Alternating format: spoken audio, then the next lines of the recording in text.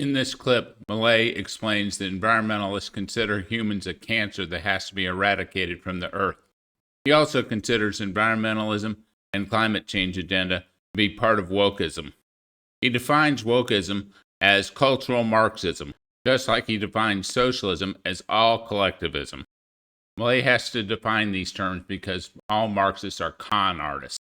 They love to play with the definition of words, and then they say, oh, that's not the meaning what wokeism is or socialism is. Wokeism also manifests in sinister radical environmentalism and the climate change agenda. Preserving our planet for future generations is a matter of common sense. No one wants to live in a landfill. But once again, wokeism has managed to pervert this fundamental idea. From preserving the environment for human enjoyment, we have shifted to a fanatical environmentalism, where we humans are seen as a cancer that must be eradicated, and economic development is considered little more than a crime against nature. And yet, when we argue that the Earth has already gone through 5 abrupt temperature change cycles and that during 4 of those man was not even around, we are called flat earthers in order to discredit our ideas, even though science and the data are on our side. In a few simple sentences, Millet destroys the climate change hoaxers. It's wonderful to see a politician who's not intimidated by the environmental mafia. You might think Millet is being hyperbolic about environmentalists wanting to eradicate human beings. However, they consider CO2 a pollutant, which means that every time you exhale, you're polluting the world according to them. Being the con artists that they are, they rarely state their true objectives. But every once in a while, they make the mistake of saying the quiet part out loud. We cannot hide away from human population growth because, it underlies so many of the other problems. All these things we talk about wouldn't be a problem if there was the size of population that there was 500 years ago. Raising living standards to the point where everybody's got a car and everybody's got air conditioning and everybody's got a big house, well, the planet will boil over. Millet understands that in order to secure our freedoms, we have to win the culture war, which is why, in his audiobook about the Libertarian Party he was starting, he talked about defeating the Marxist environmentalist movement first. First, the environmentalists. From a short time to this part, the socialists have been enamored with so-called environmentalism as a more effective way to eliminate private property. Instead of decreeing its abolition in the Marxist style, the tragedy of the commons is more effective.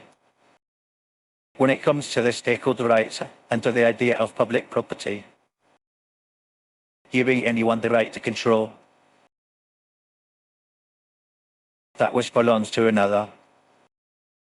The founder and first CEO of Weather Channel, John Corman, the Nobel Prize in Physics, Albert G. Eber, and the former president of Greenpeace of Canada, Patrick Maurer, maintain that the so-called environmentalism is based on a fraud of fake statistics. The increase in the temperature on the planet has risen by 0.5 degree in the course of the last century, and it was before so-called greenhouse gases were injected by humans in the atmosphere. Mainly carbon dioxide appeared in the era of dinosaurs. The level of carbon dioxide was between 5 and 10 times higher than the current, which contributed to the richness of vegetation, times when the earth was sometimes hotter and wet, and others of higher cooling than dryness. It is true that many marine species are on the verge of extinction due to the aforementioned tragedy of the commons. This does not happen with cows today, although it was not always like that. In the colonial era in much of Latin America, the cattle population was almost extinguished because anyone who found an animal could kill it, swallow it, and leave the rest in the field for the bird of prey.